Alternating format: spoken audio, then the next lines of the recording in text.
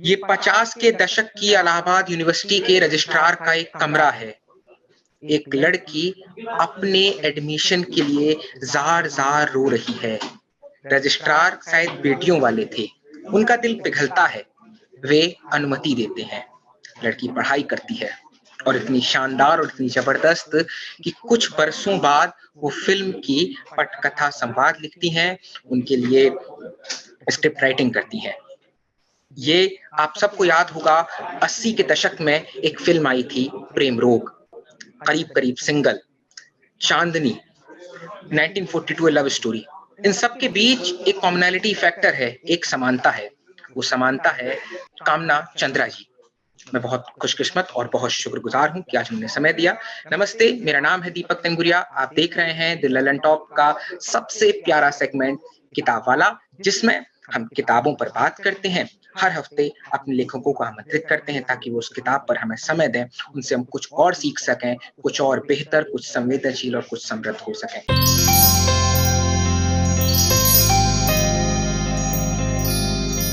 कहानियों की किताब जिसका संकलन प्रेम रोग तथा अन्य कहानियां, ये वाणी प्रकाशन से आया है। 250 रुपए इसकी कीमत है। इसमें इतनी कहानियां, इतनी सुंदर प्रेम की, जिजीविषा की, विरह की, सबके बहुत सुंदर संकलन है।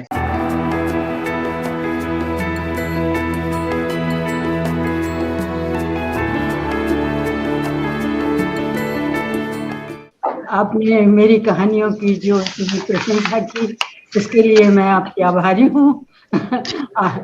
और कोशिश यही रहती है कि जो जीवन में देखते हैं, महसूस करते हैं, तो सच्चाई है, हम उसके बारे में लिखें।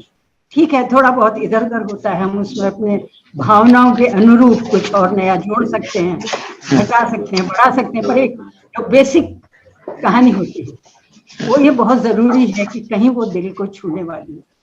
क्योंकि जब तक कोई भी कहानी आप दिल से नहीं लिखेंगे तो उसमें फिर बनावट आ जाएगी और फिर शायद वो इतनी अच्छी ना पढ़ने में, महसूस करने में उतनी सुंदर ना लगे।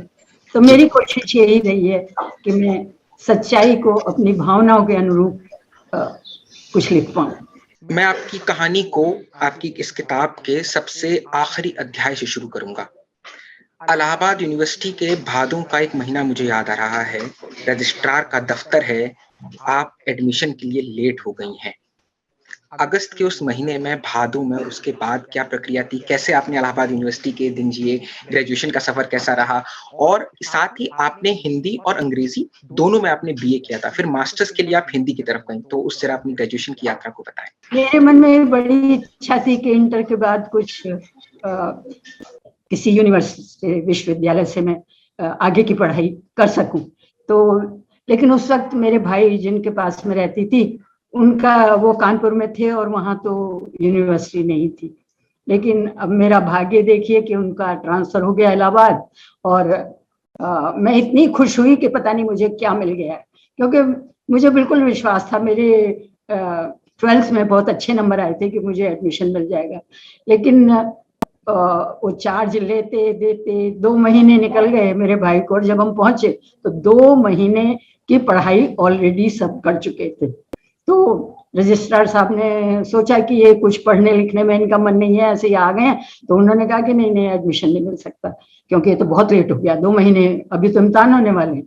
तो लेकिन मेरी भाभी वहां पे पहले वहीं से उन्होंने ग्रेजुएशन किया था, तो उस दिन तो मैं बहुत घर आके मैंने रोना धोना किया। मुझे बहुत दुख लगा कि भाई अब मैं क्या करूंगी बीए के लिए, फिर मुझे कहीं और देखना पड़ेगा या प्राइवेट देना पड़ेगा या क्या होगा।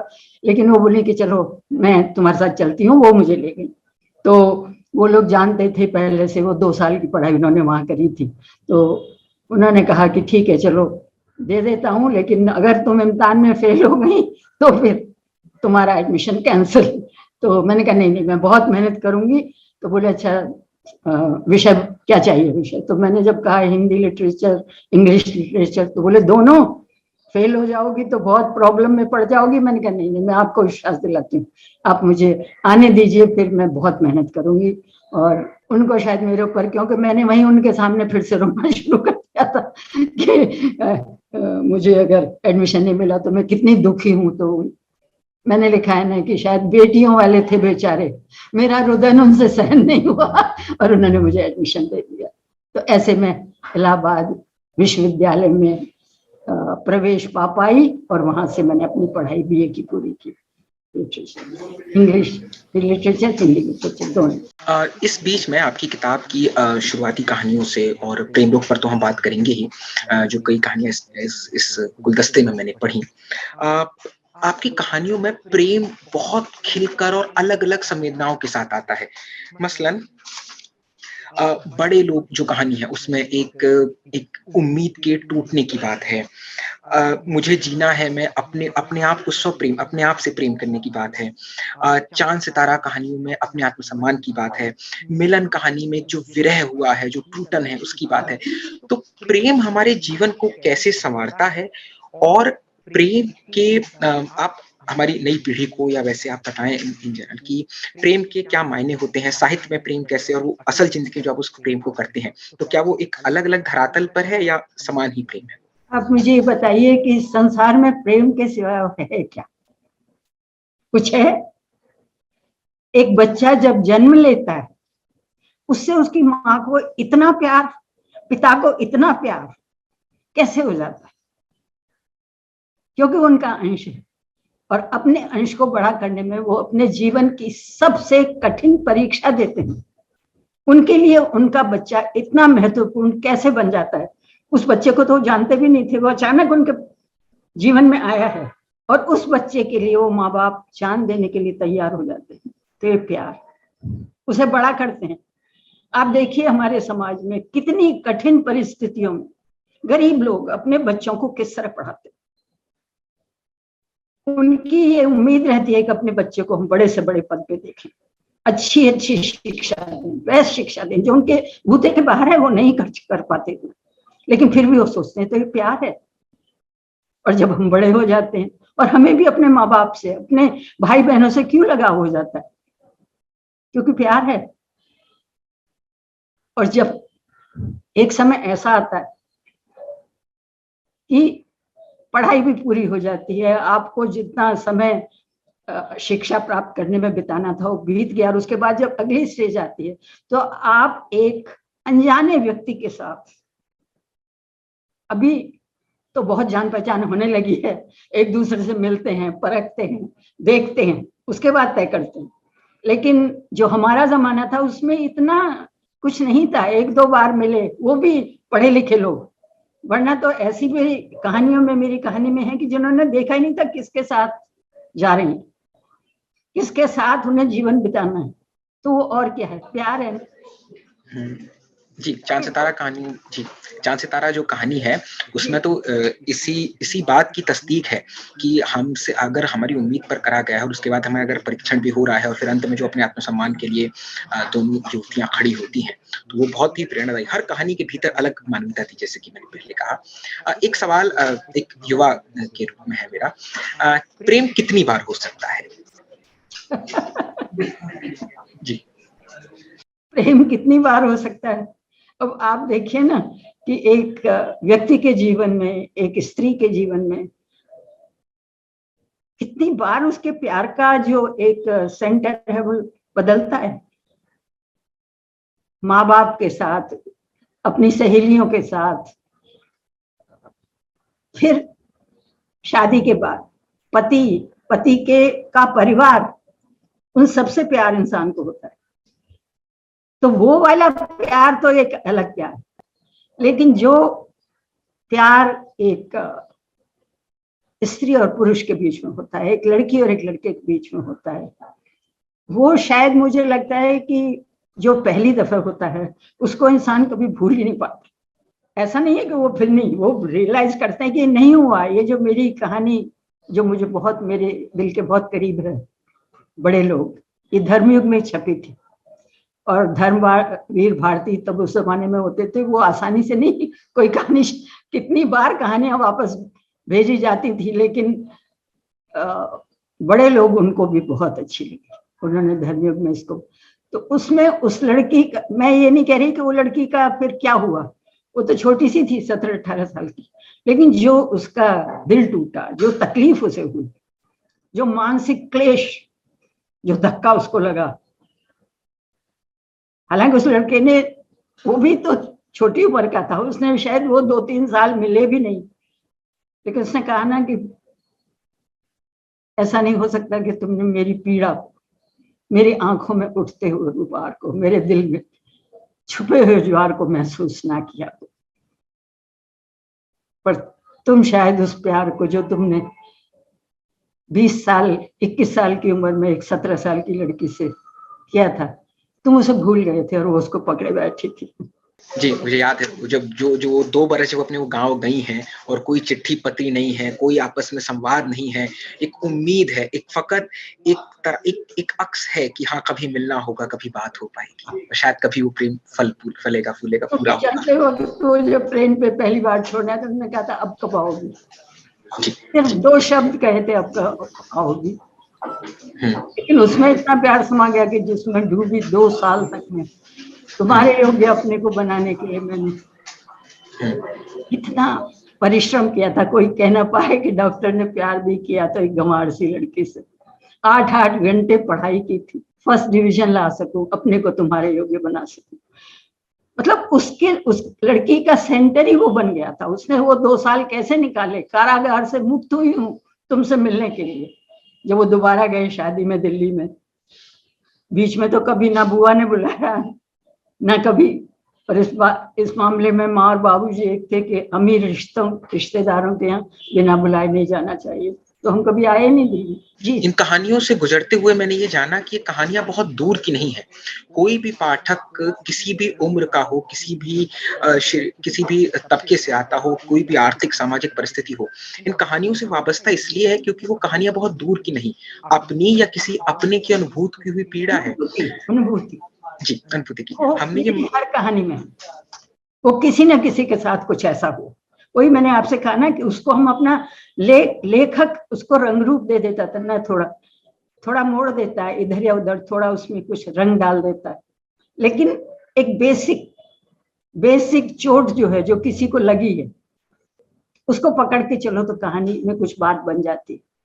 जैसा कि आपने कहा मुझे जीना है, ये एक सच्ची, मतलब मैंने बहुत करीब से जाना उसको, जिसके बारे में कहा, तो कैसे वो निकल के 20 साल उसने निकाल दिए कि निकलूंगी तो जाऊंगी कहाँ। माँ भी तो नहीं थी मेरी कि जाके उसको बता देती, लेकिन कगार पे खड़ी थी, आगे कुआ चार पीछे खाई, छलांग तो लगा। कभी कभी उस इंसान को हिला के कहने का मन करता, तुम इंसान नहीं तो तुम्हारा बोझ है ढोते ढोते मेरे कंधे पे, मुझे मुक्ति दो, पाकर जाऊंगी कहाँ। लेकिन एक ऐसा वक्त आया, छलांग अब जीना है, आगे बढ़ना है, बढ़ना है। समाज के ठेकेदारों से बस इतना ही कहना है कि मुझे जीने दो, पंख लगा करो। जी, ये एक स्त्री की कहानी है। मैं पूरी कहानी नहीं खोलूँगा ताकि हमारे पाठक इस किताब को खरीदें और पढ़ें। हाँ। पर इस कहानी में एक स्त्री है, उसकी एक छटपटाहट है, अपनी ज़िंदगी और अपने आप को चुनने की, अपने आप को सबसे पहले रखने की उत्कट लालसा है और अंत में उसका निर्णय कैसे परिवर्तित होता है, कैसे उसकी परिणति होती है, उसका एंड रिज़ल्ट क्या रहता है, ये सब जानने के लिए आप इस कहानी को ही पढ़िएगा। एक सवाल मेरा मैं ये समझना चाह रहा था कि जब आप फ़िल्मों के लिए संवाद लिखती हैं और फ़िल्मों का पटकथा संवाद लिखती हैं और जब आप किसी साहित्यिक पत्रिका के लिए, जैसे आपने सरस में लिखा है, आपने कई अलग-अलग पत्रिकाओं में लिखा, तो उसके बीच में क्या कोई टेम्पलेट का या किसी थीम का या लिखने की प्रक्रिया का कोई अंतर आता है मैम, या बिल्कुल वही मतलब लड्डू वही देसी घी का रहता है, बस उसकी अलग-अलग जगहों पर उसको बस पहुँचाना होता है? तो क्या अंतर कोई आता है? बस मेरा लिखना ऐसा ही है।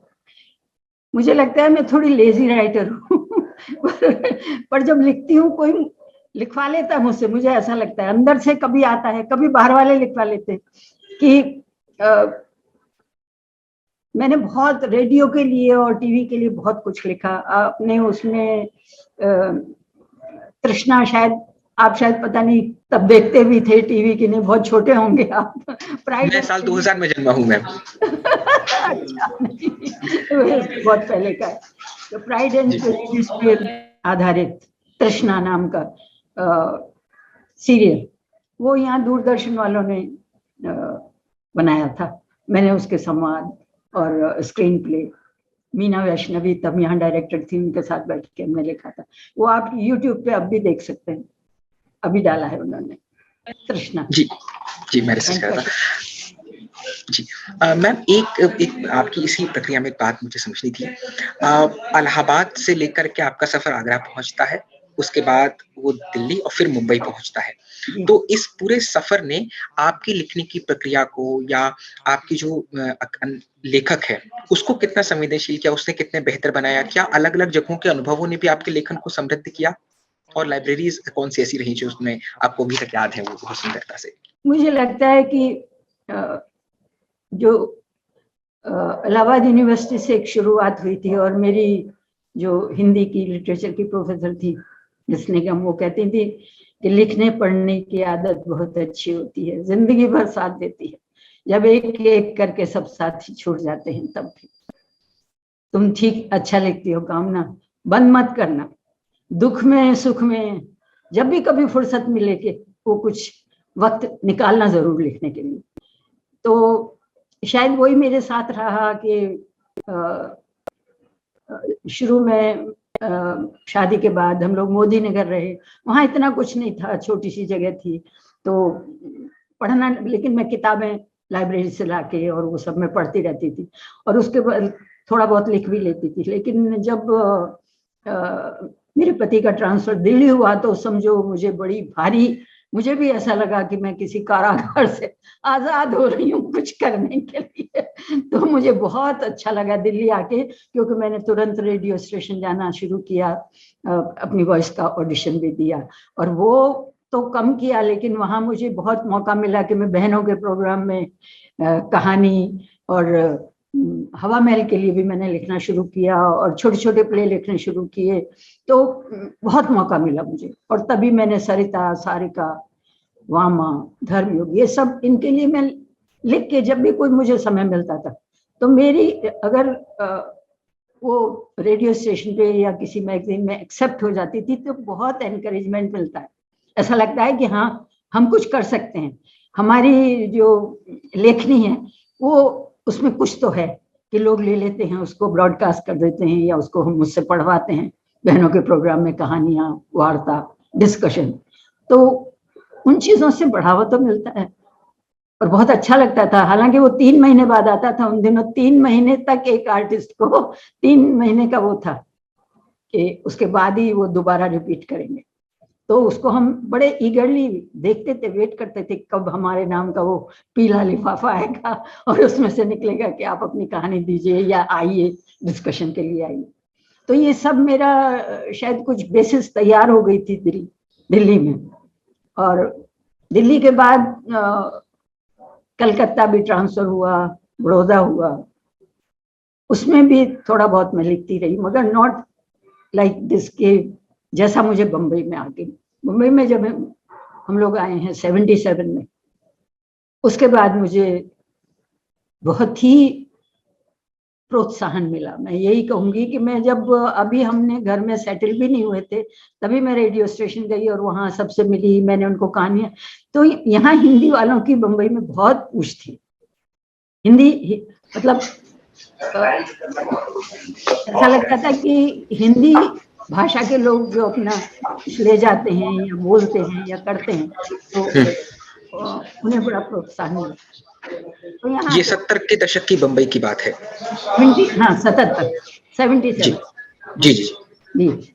तो 1-2 साल तो मैंने, क्योंकि प्रेमरोग के लिए मैं राजीव के पास मुझे लगता है 78 में चली गई होंगी, 78 या 70 में कहानी सुनाने के लिए, क्योंकि मुझे इतना प्रोत्साहन मिला रेडियो और टीवी और सब पे कि मुझे ऐसा लगा कि 1-2 कहानियां ऐसी हैं मेरी जिनको अगर मैं दूं तो क्या इनके ऊपर फिल्म बन सकती है।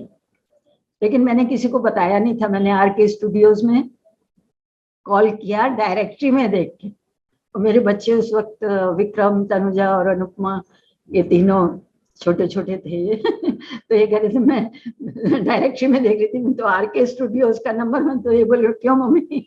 मैंने कहा जरा कोशिश कर रही हूँ कि राज साहब को मैं अपनी, क्योंकि मुझे राज साहब एज ए डायरेक्टर उनका काम बहुत अच्छा लगता था। उनकी जो शुरू की पिक्चरें थी उनसे मैं बहुत रही वो मेरे दिमाग में। बरसात से पहले जो उनकी और भी फिल्म थी। मैम इसी बीच में एक सवाल मेरा ये था कि 80 के दशक में आपने प्रेम रोग का कहानी लिखी, 80 के दशक में, और 2017 में करीब करीब सिंगल के लिए आपने राइटिंग की। तो जब इतना बड़ा 40 बरस का गैप आया, उस बीच में नई जनरेशन की नई संवेदनाएं आई हैं, उसकी नई सेंसिबिलिटीज आई हैं, तो as a writer, as a लेखक, आपने इसमें कैसे परिश्रम किया? आपने इसमें क्या नई चीजों को सीखा? क्या आपको ये फेज कैसा लगता है? मुझे थोड़ा सा इसमें जानने में उत्सुकता है कि एक लेखक के तौर पर आपकी लिखनी में इसमें कैसे परिवर्तन आया इस 40 बरस में?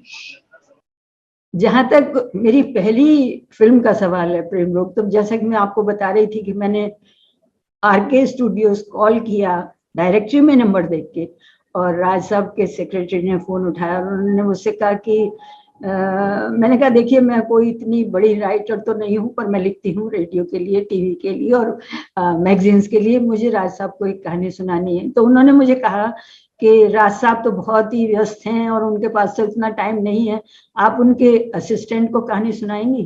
तो मैंने कहा नहीं, असिस्टेंट को तो मैं नहीं सुनाऊंगी। तो शायद उनको भी बहुत आश्चर्य हुआ होगा कि ये कौन है भाई इतना, कि ऐसे, नहीं तो शायद वो एक्सपेक्ट कर रहे थे कि मैं बहुत खुश हो जाऊंगी और कहूंगी अच्छा चलिए। मैंने कहा देखिए बात यह है कि अगर उनके असिस्टेंट को कहानी नहीं पसंद आई तो मेरी तो कहानी उधर ही रह गई ना। कहानी अलग अलग लोगों को अलग अलग तरीके से पसंद आती है, हर एक का नजरिया एक नहीं होता। तो अगर राज साहब से आप मुझे अपॉइंटमेंट दिला सकते हैं तो प्लीज। तो उन्होंने कहा अच्छा आप अपना नंबर छोड़ दीजिए। And can you believe that within a week they called me? Within a week they called me. और मैंने उनसे कहा कि राज साहब के साथ है? बोले हाँ आपने तो कह दिया था। तो मैं पहुंची तो बोले कि अरे चलिए एक इतनी बड़ी हस्ती से आप मिल लेंगे, लोग मिलने के लिए भी बहुत मुश्किल होता, चलिए मिलवाते। राज साहब ने कहानी सुनी, 2 कहानी मैंने उनको सुनाई थी, से उनको पसंद आई। तो लेकिन उन्होंने मुझे कहा कि आप लिखो डिटेल में, as much as you can write, तब मुझे दी। लेकिन मैं बहुत खुश थी कि भाई मुझे स्क्रीन प्ले का पता भी नहीं था कि वो कैसे लिखा जाता है, और डायलॉग्स मैंने जरूर रेडियो टीवी के लिए बहुत लिखे थे, लेकिन मुझे इस बात से बहुत उन्होंने मेरी कहानी दिया और मैंने करीब 110 पेज फुल स्केप, 110 से भी ज्यादा थे, उतने पेजेस में डिटेल में लिख के उनको कहानी दी।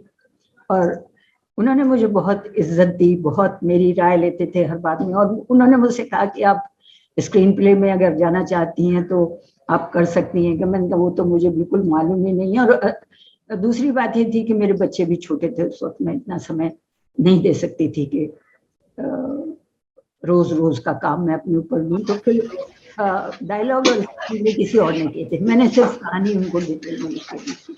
और वैसा चांदनी के साथ भी बोली हुआ है यश जी के, उसमें भी मैंने डिटेल में बहुत कहानी, डिस्कशंस हुए, बात तक वो लोग मेरी राय लेते थे, मुझे बुलाते थे, लेकिन उसमें मैं स्क्रीन प्ले और डायलॉग्स में इन्वॉल्व हुई। मैम डिसाइड कब हुआ था कि प्रेम रोग पर फिल्म बनाई जाएगी? क्या वो पहली बार में जब हफ्ते भर बाद कॉल आया है और आपकी बातचीत चल रही थी तभी इस बात का निर्धारित हो गया था कि इस पर फिल्म? नहीं, उन्होंने कहा कि मुझे अपना स्टोरी डिपार्टमेंट से उससे डिस्कस करना पड़ेगा। अच्छा।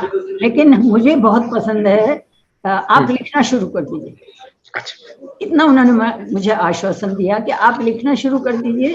अब मुझे भी यहाँ मैं बैठ के अपने स्टोरी डिपार्टमेंट में, और हम फिर सेकंड मीटिंग करेंगे।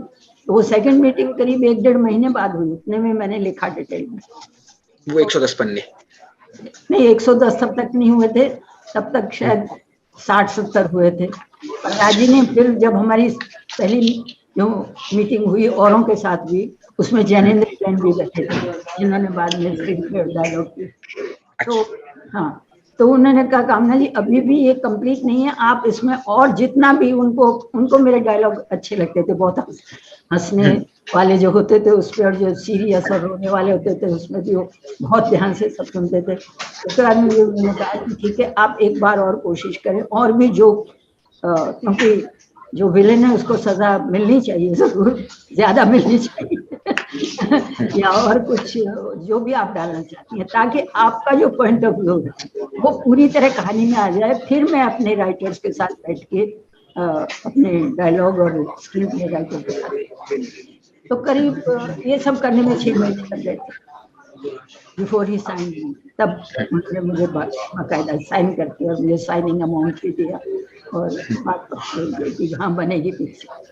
मैं साहित्य की धारा की ओर मुड़ूं उससे पहले एक मेरा इसमें ये समझ थी कि मैं अक्सर यही कहा जाता है कि हम तो बहुत दूर से देखते हैं फिल्म इंडस्ट्री को, और मेरे पास तो उनका कोई अनुभव नहीं। 80 के दशक में एक लेखिका के रूप में, क्योंकि अक्सर वो जो लैंगिक विभेद है वो हमारे समाज में ही है, तो फिल्म सोसाइटी कोई अलग तो उससे है नहीं, वो तो है कि उसका ही एक तरीके से उसका आईना है और एक तरीके से उसका ही पार्ट है। तो एक लेखिका के रूप में आपको क्या चुनौतियां आई थी? क्या लैंगिक विभेद आज भी इंडस्ट्री में है एक लेखक के तौर पर? क्योंकि सितारे तो चमक जाते हैं ऊपर पर्दे पर, लेकिन जो उसके पीछे काम करने वाले लोग हैं, जो उसको लिखते हैं, बहुत मशक्कत से लिरिसिस्ट हैं, बाकी लोग हैं, तो उसमें आप कुछ परिवर्तन पाती हैं या आपका अपना निजी अनुभव कैसा रहा था? नहीं, मैं अपने भाग्यशाली कि मुझे इतनी इज्जत मिली, इतना प्यार मिला। कभी मुझे लगा ही नहीं कि राज साहब या यश चोपड़ा जी इतने बड़े डायरेक्टर प्रोड्यूसर हैं और मैं एकदम नई।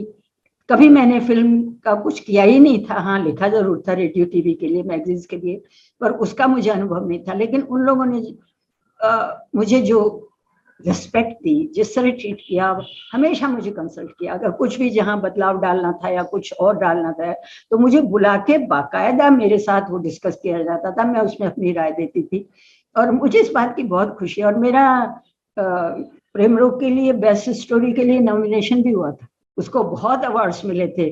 राज साहब को बेस्ट डायरेक्टर का, बेस्ट फिल्म का, पद्मिनी कोल्हापुरे को एक्ट्रेस का, मेरा नाम भी नॉमिनेशन बेस्ट स्टोरी के लिए था, पर वो मिला किसी और को था, शायद नमकीन को। हाँ, लेकिन 3 जो नॉमिनेशन होते हैं उसमें Prem story as a story writer, और चांदनी के लिए भी। तो मुझे कभी ऐसा महसूस नहीं हुआ कि मैं कोई आउटसाइडर किसी गई हूँ कि जिसको समझ ही नहीं आ रहा कि कैसे डील करूँ, तो मुझे वो तो अपने परिवार के लोग। और आज जी और पैम जी वो सब मुझे बहुत अच्छी तरह मिली थी, बहुत हमारा जब, और उसके बाद में भी हमेशा मुझे बुलाते थे राखी, जब अगली पिक्चर रिलीज होती थी उसमें भी उन्होंने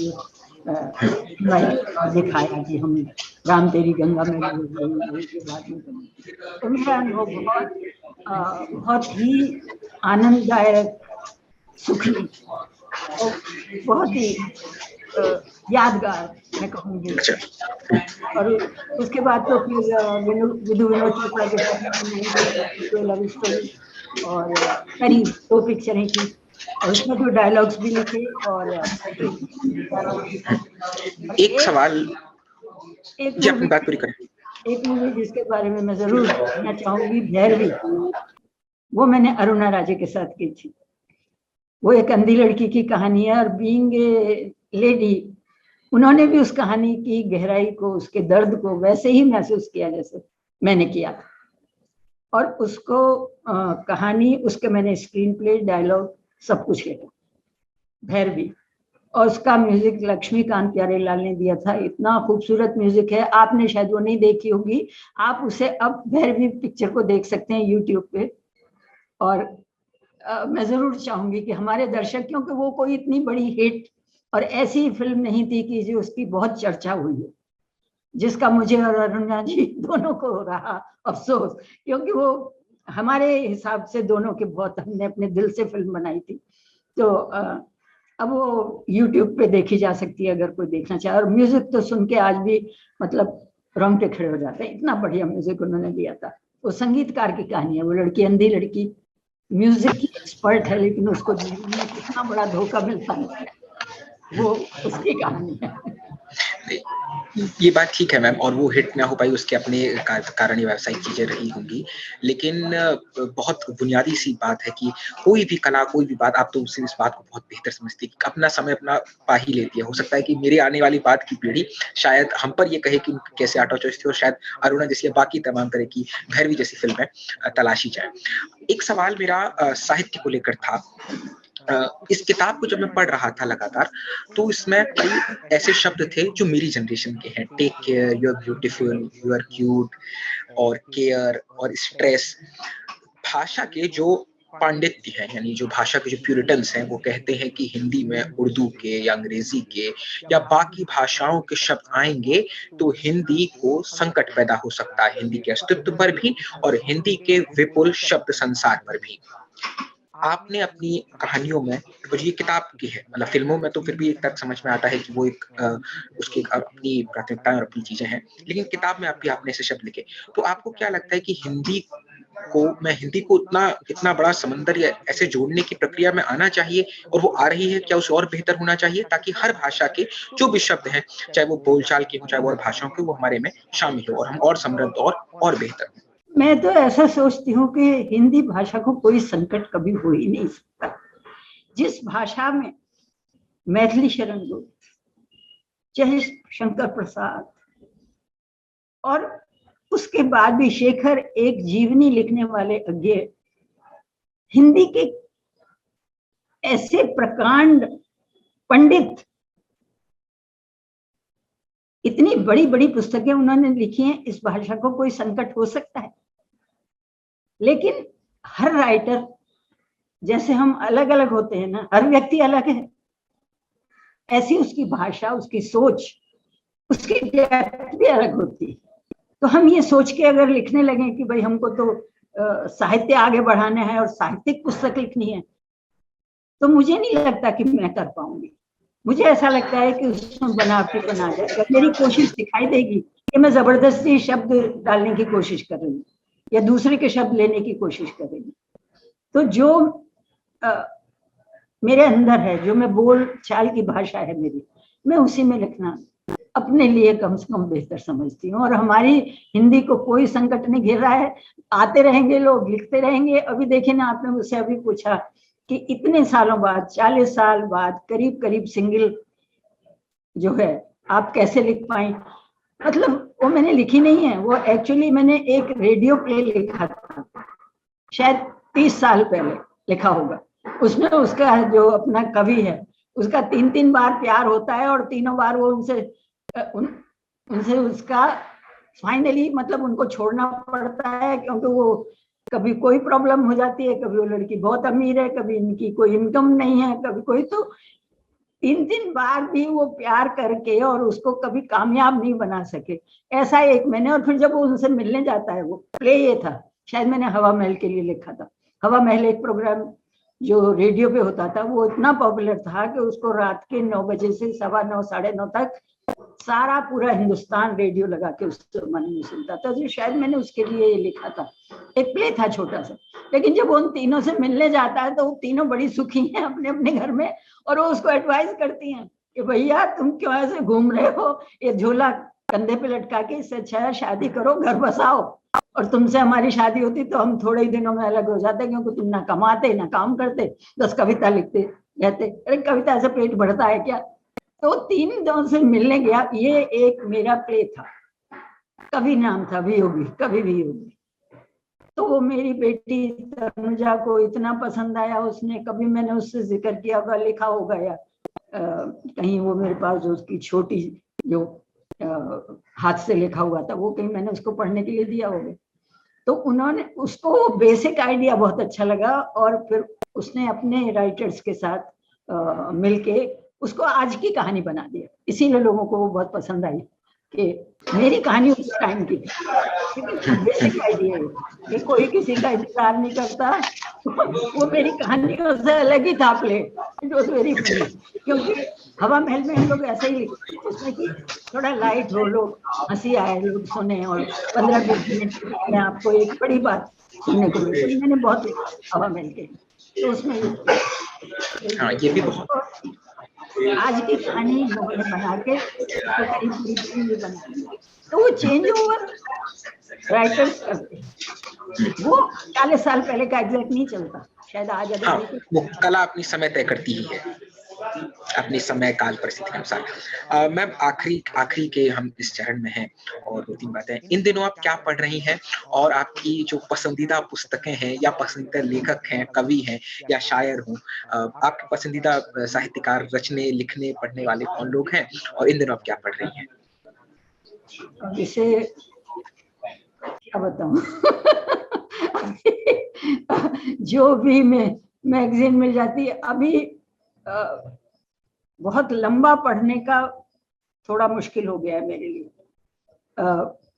पढ़ती हूँ मैं जरूर, जो भी पुस्तक अगर जिसके बारे में आता है कि हाँ ये बहुत अच्छी है, वो जैसे मेरे बेटे का सेक्रेड गेम्स जो बुक है 800 पेजेस की है, वो मेरे डाइनिंग टेबल पे 1-1.5 महीना रखी रही और तब जाके मैं उसको धीरे धीरे समाप्त कर पाई। तो और तनुजा की किताब भी जो उसने लिखी थी बिजनेस वुमेन, वो भी टेबल पे रखी रही हो, वो मैं ऐसे ही धीरे धीरे, पर बहुत ज्यादा पढ़ना अभी शायद जो मैं भी समय के साथ बदल रही हूँ कि नेटफ्लिक्स और अमेज़न उसके इस पे मैं अच्छी जो भी आता है, यूरोपियन हिस्ट्री मेरी बहुत नॉलेज अभी बढ़ गई है वहाँ की। तो आप नया सीखने के लिए बहुत उत्सुक रहती हैं। वैसे गेम ऑफ थ्रोन्स पे कमाल की वेब सीरीज भी बनी है, 10 एपिसोड्स की, 10 सीजन की, और उसमें करीबन 70 से अधिक एपिसोड्स हैं और बहुत बहुत मनोरंजक है। कौन सी बता रहे हैं आप? Game of thrones. और सेक्रेड गेम पर भी आया था जी, सेक्रेड गेम्स पर भी आया था, सेक्रेड गेम पर भी नेटफ्लिक्स पे वेब सीरीज आई है। हाँ, सेक्रेड गेम्स पे आया था वो, गेम ऑफ थ्रोन्स ना आप कह रहे हैं? हाँ जी, वो अलग से चला गया था। हाँ, वो मैंने देखा है। अच्छा, तो आप मतलब आप अपनी मतलब आप उस हर उस चीज को, या कैसे आप चूज कैसे करती है मैम देखने के लिए कोई वेब सीरीज या फिल्म उस सबको? मुझे एक तो हिस्टोरिकल बहुत अच्छे लगते हैं, मैंने ट्यूडर्स और जो जितने भी मैं आपको बता रही, यूरोपियन हिस्ट्री मुझे इतना बिल्कुल पता नहीं था क्योंकि हिस्ट्री मेरा सब्जेक्ट नहीं रहा कभी, लेकिन अब मैंने नेटफ्लिक्स के और अमेज़न के थ्रू इतना मुझे क्यूरियोसिटी भी रही कि क्या कैसे थे वो राजा, कैसे थे, उनका क्या था, वो सब मैं देखती हूँ। और एक मैं बहुत वर्ल्ड वॉर सेकेंड की बहुत देखती हूँ अभी। अच्छा, world war history, second world war की। अच्छा जी। तो जर्मन्स ने क्या क्या लोगों के साथ हुआ, उनके साथ वो सब एक्चुअली मैं अभी परसों ही एक देख रही थी। और पसंद वो उसमें मुझे बहुत आनंद मिलता देखने में कि भाई ये क्या क्या हुआ था तब। हम उस वक्त तो हम भी बहुत छोटे थे जब सेकेंड वर्ल्ड वॉर हो रही थी, लेकिन मुझे याद सब कुछ है। अपना आज़ादी दिवस भी अच्छे से याद है कि हम लोगों ने कैसे झंडा फहराया था अपने कॉलेज की छत पे, और हमने अपने कपड़े उन्हें रंगे थे, दुपट्टे और साड़ियाँ, हमने आज़ादी, और नेहरू जी ने स्पीच दी थी। तो उसके बारे में थोड़ा बताइए मैम, नेहरू जी की स्पीच कैसे था वो? आप उस वक्त आप कितने बरस के, कैसे वो, कैसी यादें हैं आपकी उस वक्त की? मेरी यादें बहुत इसके बारे में, मेरे फादर एक्चुअली टीचर थे, अध्यापक, और मेरी माँ तो गृहिणी घर के ही उसमें थी, लेकिन इसीलिए हमारे घर में किताबों का एटमॉस्फेयर बहुत रहता था। मैं छोटी सी थी तब से मैंने मैथिली शरण गुप्त और ये सब इनकी जयशंकर प्रसाद, इनकी अपनी घर में किताबें देखी, मेरे बहन भाई पढ़ते तो मैं भी उठा के पढ़ने लगी थी। लेकिन इसलिए मेरा बहुत इंटरेस्ट बचपन से हो गया।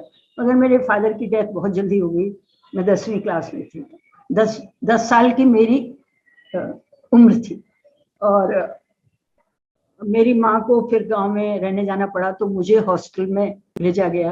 तो जब आज़ादी मिली तब मैं 7th क्लास में थी और देहरादून में महादेवी कॉलेज में हॉस्टल में रहती थी। तो आज़ादी का हम लोगों ने, मुझे अब तक याद है, मैं अब भी जब कभी देहरादून जाती हूँ मैं अपने वो स्कूल, वो रूम अभी तक वैसा का वैसा ही है। अभी मैं पिछले साल गई थी तब देख के आई।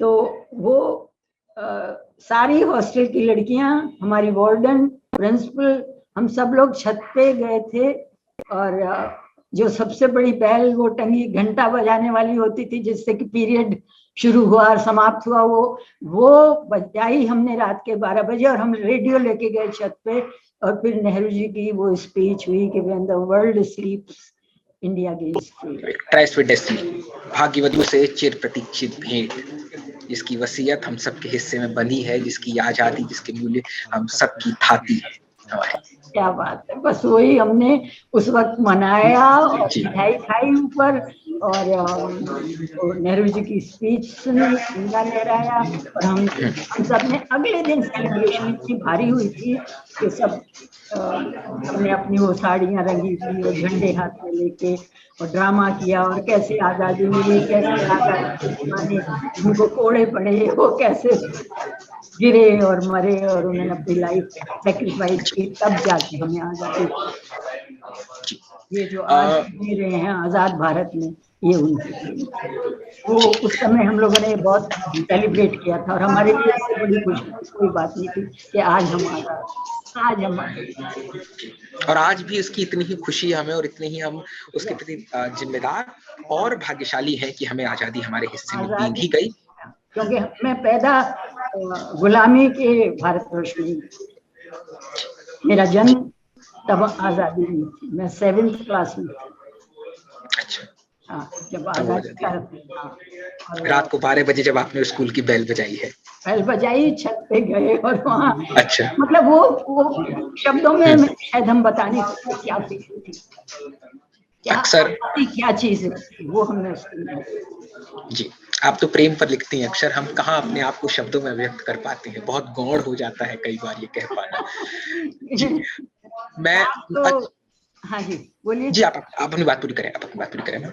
हाँ, बस मैं यही कह रही थी कि किताबों में तो हम पढ़ते ही रहते हैं कुछ आजादी के बारे में, देश के बारे में, अगर हम अपनी फीलिंग किसी भी तरह व्यक्त कर पाए, तरह व्यक्त कर पाए, जैसे कोई पेंट करता है, कोई लिखता है, कोई गाता है, तो ये कितनी बड़ी नियामत है, भगवान की कितनी बड़ी देन है इंसान के लिए कि आपको अपनी फीलिंग्स एक्सप्रेस करने के लिए बहुत सारे भगवान ने तरीके बताए कि कुछ भी, कोई भी चीज जो भी आप अगर फील करते हैं, चाहे वो लिखने में हो, पेंटिंग में हो, गाने में हो, तो इंसान को ये हंसना, बोलना, एक सेंस ऑफ ह्यूमर, कितनी भी विपत्ति विपदा, कौन इंसान है जिसके जीवन में ना आए, लेकिन अगर आपके अंदर एक सेंस ऑफ ह्यूमर है, अगर आप थोड़ा सा हंस लेते हैं, एक स्माइल आप किसी दूसरे के चेहरे पर ला सकते हैं, मुस्कुराहट। दो चीजें मैं जरूर अंत में कहना चाहूंगी कि भगवान ने इंसान को ये, और एक आशा, उम्मीद, कुछ भी हो जाए, आज का दिन कल कुछ अच्छा जरूर होगा, अगर ये लेके हम चले तो हम अपने बच्चों को, अपने समाज को, अपने लोगों को एक बहुत बड़ा, ये भगवान ने जो हम लोगों को ये फील करने की शक्ति दी है, उम्मीद पे दुनिया कायम है जिसको कहते हैं, तो ये 2-3 को लेके चलेंगे अच्छा ही होगा, जो हुआ वो भी अच्छा होगा, जो हो रहा है वो भी अच्छा होगा, जो आगे होगा वो भी अच्छा होगा। कृष्ण के उपदेश अगर हम याद करें, एक सम से सुख दुख में, सुख में, सब में संभावना के साथ। जी, अंत में मैं आपको आपसे रुकती के वक्त आपसे एक अंतिम सवाल यही था, आपने बार-बार एक कहानी का जिक्र किया है, उसने कहा था, आपकी किताब का आखिरी हिस्सा जो मैंने बहुत मन से हाईलाइट किया है, वो यही वाला है कि उसने कहा था, जो कहानी का ये है, आपके पसंदीदा लेखकों पर मेरा सवाल था कि उस वक्त में 50 के दशक में या 60 के दशक में जब आप लगातार पढ़ रही थी, तो कौन से पसंदीदा आपके लेखक रहे जो आपकी स्मृति की अलगनी पर अटके हैं? मैंने कहा ना कि उसने कहा था कहानी, मैंने शायद बहुत छोटी सी थी, मैंने बताया आपको, किताबें घर में रहती थी तो मैंने पढ़ ली थी, उसके बाद 10th 12th BA MA, उसने कहा था कहानी हमारे साहित्य में एक इतना बड़ा मील का पत्थर है, तो इतना दिल को छूने वाली छोटी सी कहानी कि उसमें चंद्रधर शर्मा गुलेरी अमर हो गए, एक वो कहानी लिखी,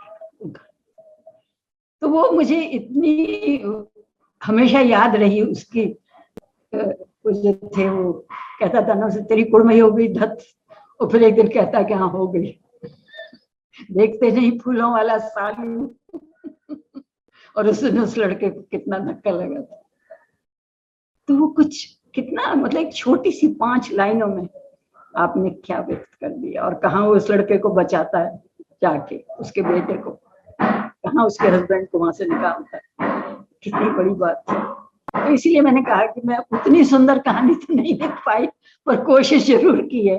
और जहाँ तक मेरे जो बहुत ही, मुझे जिनकी किताबें अगे ने मेरे ऊपर बहुत अगे की जो जीवनी उन्होंने लिखी थी, शेखर एक जीवनी जी, जो 2 हिस्सों में है।